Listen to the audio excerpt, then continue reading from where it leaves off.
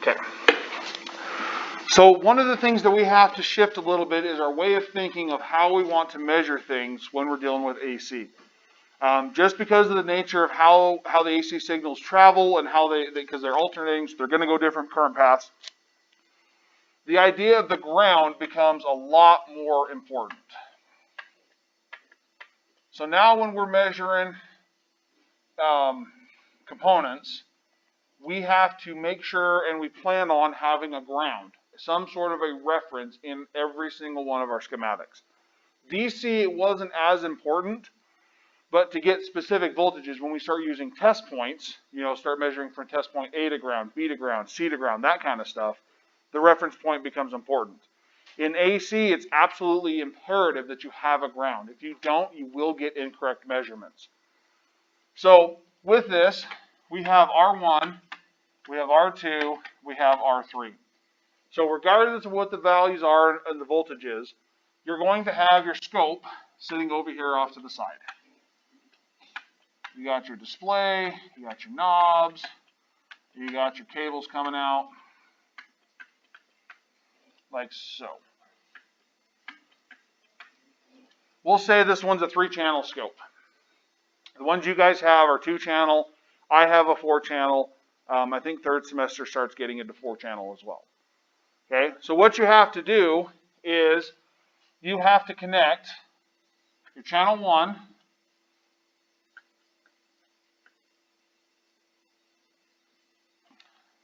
kind of a weird looking little probe. But so you're going to connect the probe across this point on R1. It has a little ground clip. It has an alligator. That's a sucky alligator. There we go. So you got your alligator clip.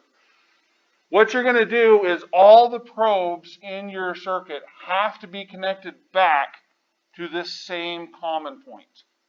If they're not, they're going to be measuring back through the different components.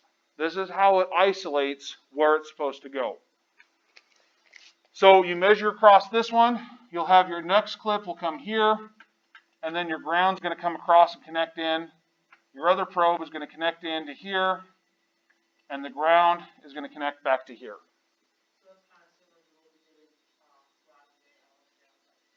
Yes. Yep, so all the grounds like with your LEDs. So think of it as their own circuits. They all have to have the grounds connected together. And so now what happens is when we switch over to this AC, we are not able to directly measure across components like we were in DC. Because before, you could take your meter and go boom, boom, boom, and get all 3 measurements. With the oscilloscope, we don't have that luxury anymore. Now we have to do just a little bit of math to solve these guys. Most of the time, your scopes have a little function built into it. If you've seen it, it's a little button that's called Math Menu. In there, it will take one channel and subtract it from the other channel and display basically the third waveform, but it's going to display the difference between those 2 measurements, which will then give you the individual components. So in this case, what you would see on your graph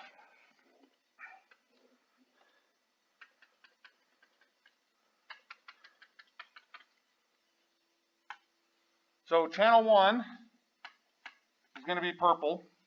So what you would see is this signal across channel 1. This one's going to be all the voltages from your generator. So channel 1 will also be your reference channel. It's your total voltage. Okay? Channel 2 will make red. Is going to be seen as this. So it's going to have a little bit less voltage. So now you take channel 1 and you take channel 2's measurements and you subtract them from each other. That's going to give you R1's value. So R1 is equal to channel 1 minus channel 2. So it's a little bit having to shift your thinking of how to measure these voltages. Then the only difference is that on the last one, we'll say channel 3 is green. What is channel 3 measuring? R3, because it's measuring from here to ground. So the only thing it's going across is R3. So in that case, channel 3 will be R3's resistance because there's nothing else left to take care of.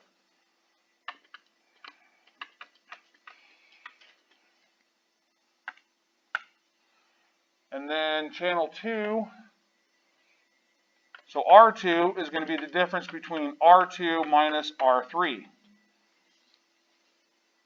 And then the other reason that this works is because all these peaks are lined up. So we can subtract directly from it. We're going to have about a week, maybe 2 weeks, where we can do this, where we can just subtract voltages straight from each other. Because they're in phase, we can do it. When things start shifting out of phase is what I was talking about with up here with these guys. These waveforms are out of phase. We can't add them up directly anymore because they don't represent the same types of components. But the cool thing is even if we have things that are out of phase, if you hit the math menu button on here,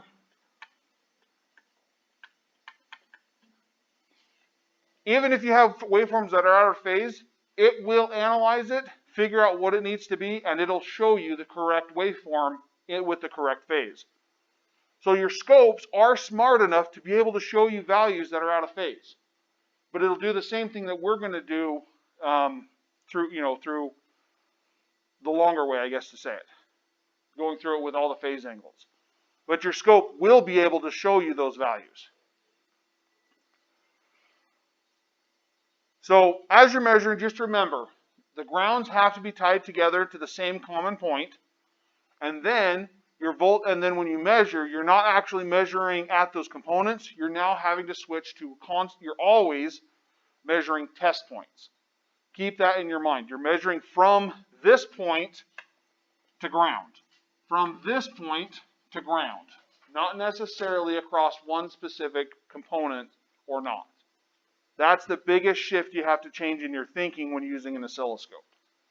But, like I said, the oscilloscopes are very powerful because they not only will show you values, they'll show you if there's any dips, they'll show you if there's any phase shifts, they will show you all sorts of information, like your DC power supply.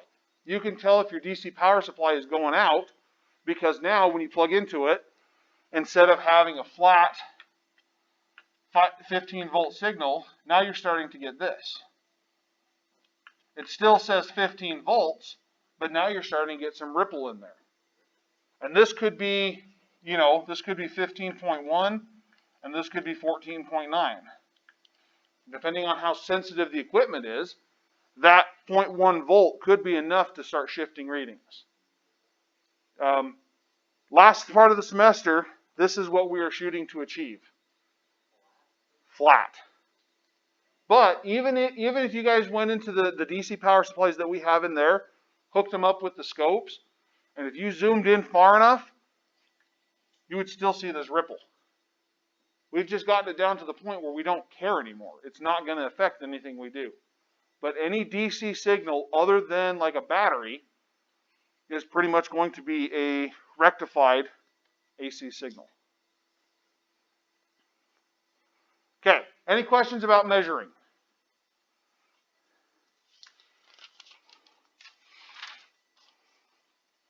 Okay, different types of signals that we're going to be measuring. Like I said, anything that's not DC is AC. So anything that's not constant is considered an AC signal.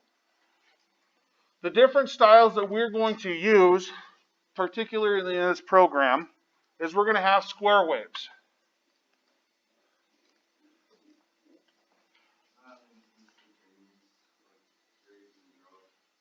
Unfortunately, no. We calculate it as it is, but it's not an instantaneous. Okay? So what we have here is we have our square waves. Again, we have the period from one complete cycle, so one positive iteration, one negative iteration. This is our period.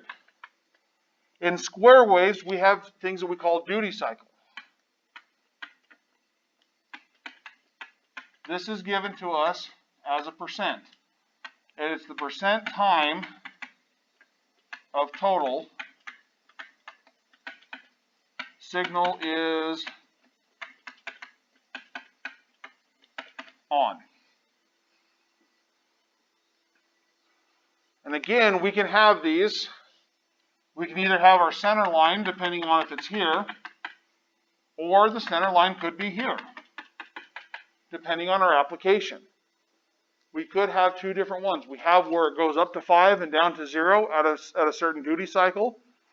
We also have it where we could just end up with a square wave, okay, where we have half of it going above 0 and the other half going below 0. So like I said, a 50% duty cycle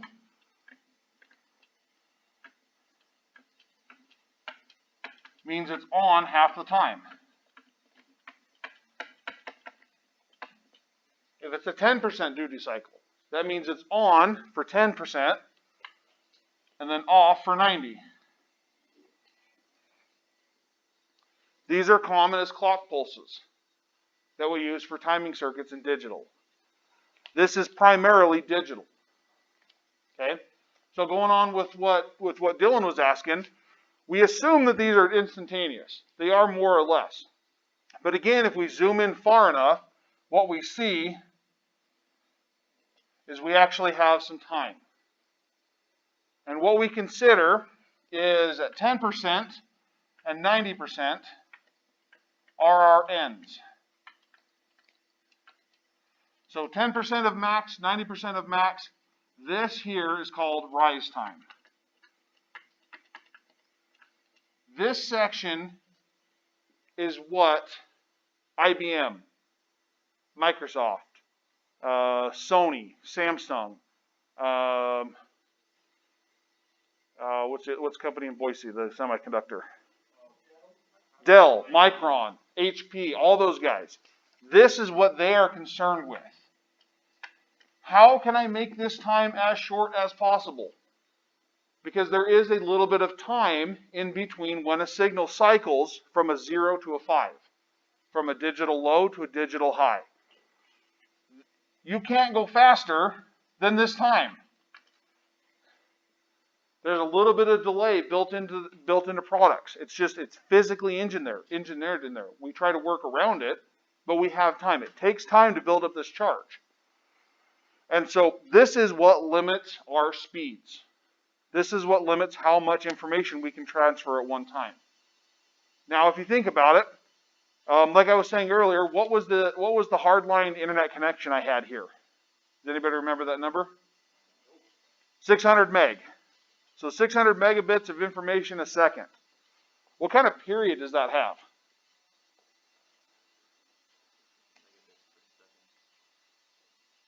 So 600 meg is my frequency. 600,000 cycles per second. How many? So 1.6 nanoseconds. Okay? So that means I am switching states in a transistor or a digital circuit every 1.6 nanoseconds. This rise time has got to be a hell of a lot less than 1.6 nanoseconds. And they do. Some of these guys, you can look at the speeds, they're clocking these guys into the picoseconds on how fast they can get these suckers to change. Schottky diodes, they have this time frame. You'll also see these curve traces on diodes as well. They have to have some time to be able to charge up and turn on and do what they're supposed to do. This is the limitation of our computing software. We can only go as fast as things will let us physically change. Yes. Mm-hmm. Yeah. So we've got to get into the next layer of thinking, the next level of physics, really, to get much faster. I mean, they're still able to do it, and they're still able to push this, but we're coming up to that wall where we've got to have something to break through. I know it's kind of funny reading through the history and things like that. When people were first developing these systems, okay, early ages of Microsoft, early ages of IBM. Um, their cycle times, they were looking at milliseconds, and milliseconds was still outside of their realm. Okay, they were trying to get things to transfer that fast. I don't know if you guys ever saw pictures of that, but computers, I mean, used to take up the whole freaking room to be able to add, subtract, multiply, and divide. And now we can, now we can call the space in less than a second. Okay, and so this rise time, they still had that problem. They had the barriers that they could get into. They physically couldn't build stuff small enough, and that's what drove the new technologies. And now it's just the same thing. We're running up against this wall. I have no doubt that we're going to crack through something at some point, and we're going to crack into a new realm of computing. And it's going to be crazy. We're going to hit insane speeds, insane data transfers, once they crack into that quantum computing, that Yoda device could be available in a couple of years, instead of 60 something, 80 something, whatever it was. But it's this rise time that we have to be concerned with. When you guys are building your projects, you're not going to have the top of the line stuff to practice with. You're just not. We can't afford it, as an institution. But you're going to have some limitations. You want things to go as fast as you can.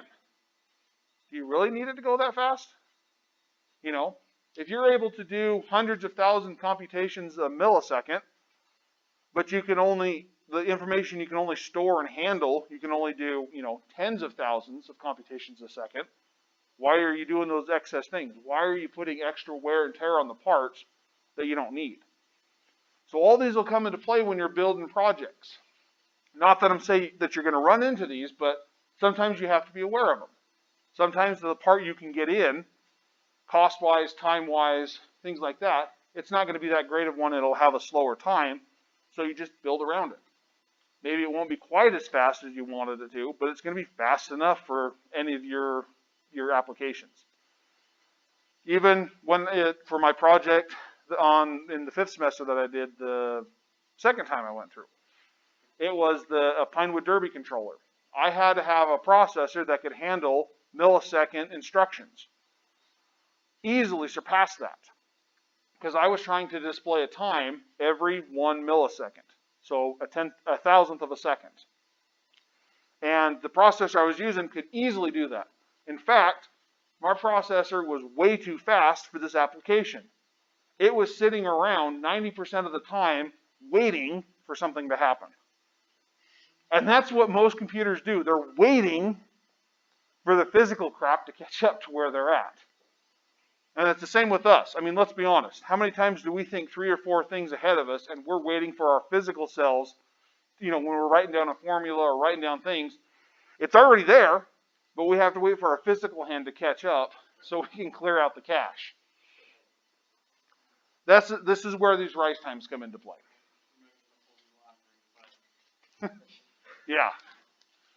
You start folding your laundry, and then you get sucked into something else, and the next thing you know, you're building a car in your garage. Happened more than once to me.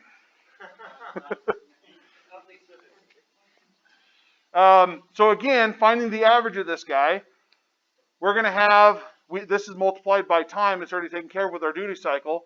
So if we're only on peaked every so often, our average voltage is going to drop down here. If we have a duty cycle that looks like this, our average is going to be up here. This is how we get pulse width modulation to control motors. If we want things to run faster, we give it a higher pulse width. So we're not pushing that much more voltage through. We're still pulsing it, which saves battery, saves heat, gives things a chance to cool off in between, and it's a lot better for motors to pulse them than to constantly running at them to get the same voltage. Okay, the next one that we're going to deal with is triangular waves.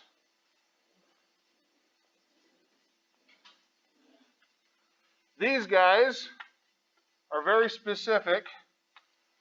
This is their rise, this is their fall, and they are equal as far as time.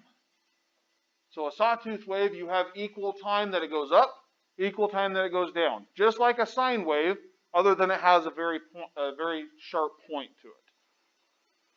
We don't deal with triangle waves a whole lot because they are hard to create. Like a perfect triangle wave is very, very hard to create. Just different signals that you'll combine together. But these, so triangle waves are more of like we can create them in lab, but like actually using for them, we don't use them a whole lot. But these are more of like an engineering standpoint. Okay, this is perfect world.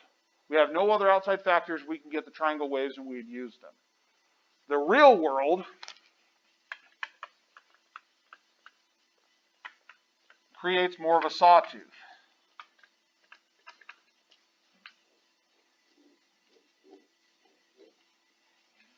Where you have a long rise and a very short fall. Long rise, short fall. This gets into more of what we see with power supplies. We want things, and sometimes we want these backwards. We want them to charge up very, very, very fast, and then we want them to slowly drop. So what we'll see is it'll come up and then slowly come down, and then up and then slowly come down, and then up and then slowly come down. With using capacitors. You want them to charge fast, slow discharge. This is the end goal that we're going to want to achieve, is basically a sawtooth wave for our power supplies at the end of the semester.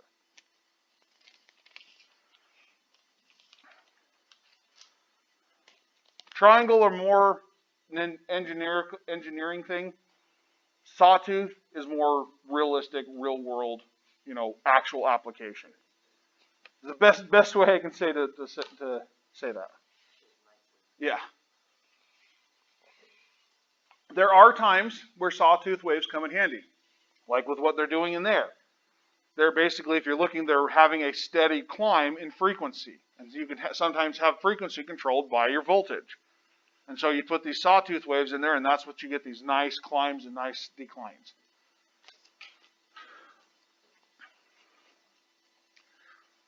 We're going to talk a little bit more about sawtooth waves and square waves later on in the semester as we get going. Especially sawtooth wave, we're going to focus in on these guys. We'll have a few more equations that we use for them. But right now, this is just the idea. Just understand that these are the different types of waves that we're going to be using. The last part, before we start getting into the actual math, is phase shift. So I started talking about this earlier. So the phase shift is when you have a waveform that literally shifts in what it's doing. So this is our input wave.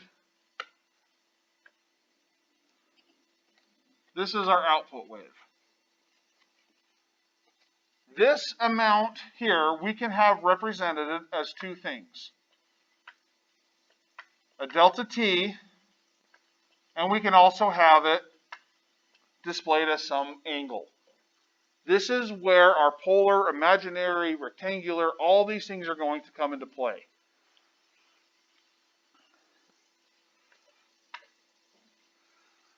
So we can have a phase, we can have a waveform that can be leading or lagging behind our reference wave.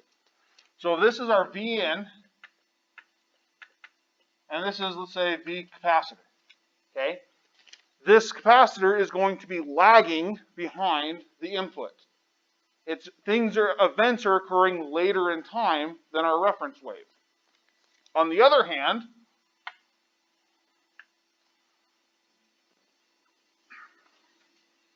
we have this.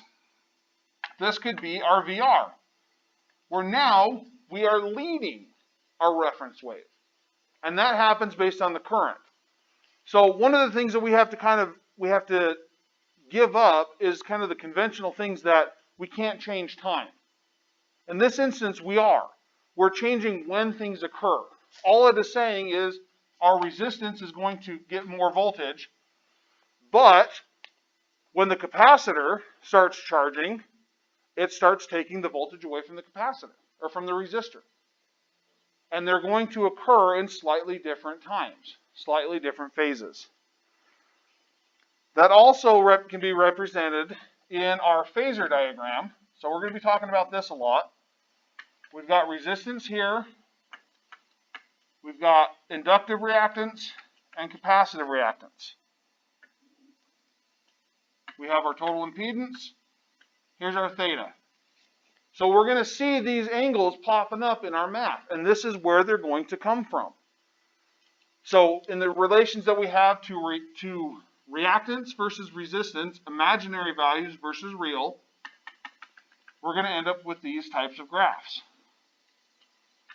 And again, theta can be positive or negative. When we deal with capacitors, we're going to have negative phase angles. When we deal with inductors, we're going to have positive phase angles.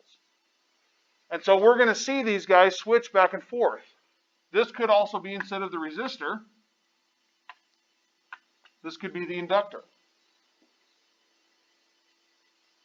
And then we'll go through some of these characteristics and we'll find how these guys shift. We're going to find times where they're going to be 180 degrees out of phase, 90 degrees out of phase is a common one, and everything in between. But the idea is this is all that we're doing, is we're getting a visual representation of what the waveforms are doing in relation to when they do it versus their relationship based on their resistance or the reactance, which is the AC's opposition with current or with capacitors and inductors.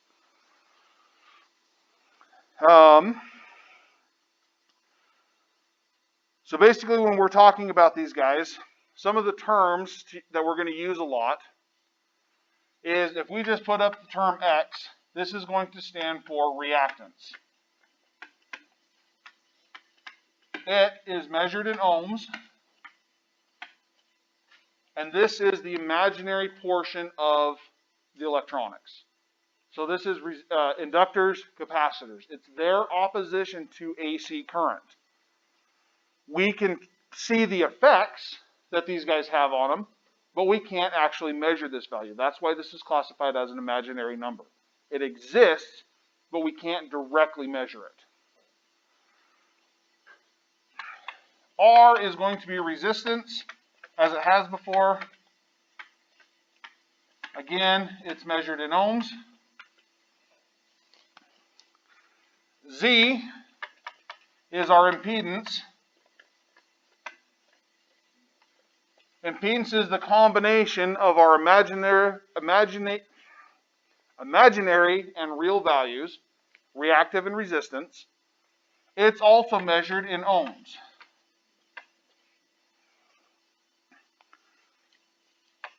X of L is inductive reactance.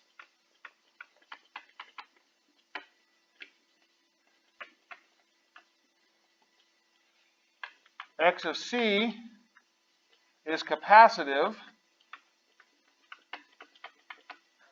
reactance.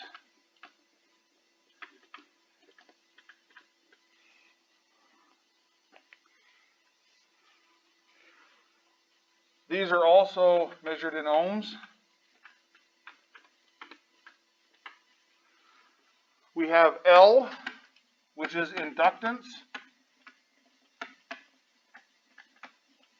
It's measured in henries. We have C, which is capacitance. It's measured in farads. And we have a lowercase f, which is frequency. That's measured in hertz. And the reason I'm giving you guys these now is so we have a list of everything that we're going to be using. So for the remainder of this week, we are going to be going through reactance, resistance, impedance, capacitive reactance, capacitance, and frequency. We're not going to be touching inductors for a week or so. This first week, we're going to be dealing with capacitors in series parallel and series parallel with AC. Next week is going to be resistors and capacitors. The week after that is resistors and inductors. And then we'll start combining the three of them together in week 4. Some of the other the other formula that we need to know is based for these guys. Because like I said, these are values that we can calculate, but that we can't actually measure these. So to find the inductive reactance of an inductor, the formula is X of L is equal to 2 pi times the frequency times the inductance.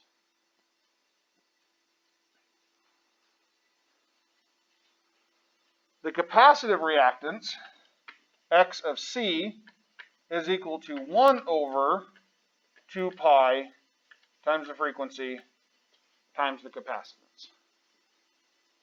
And we're going to use multiple variations of these guys to either solve for impedance, frequency, inductance, capacitance. These are going to be our primary formulas for the next 6-7 weeks. We still are going to use Ohm's law. We're still going to use Kirchhoff. But the other things that we're going to be getting into is we're going to be getting into rectangular to polar notation and polar to rectangular notation, and multiplication and division, all those different ways with these values. So remember when I said a couple weeks ago, this is the application of why we learned imaginary numbers. Okay, lot of information today. Take it home, digest it, look through it again. Tomorrow, we will start in on actually using this information to calculate it. I figured today there was just a lot of lecture, a lot of stuff. I'm going to let you guys go early. No, it's not terribly a lot, but it is some time. Give your time a chance to think about this. I don't want to shove too much down your guys' throats at once. I know this is a lot of material. I know it is. But like I said, once we get going, we'll start practicing and putting into effect all these things that we've talked about. Then we'll get you guys going to where you'll be solving these on your own. Okay, any questions so far? I've got lots of questions. First off, how dare you? How dare I what? Yes, how dare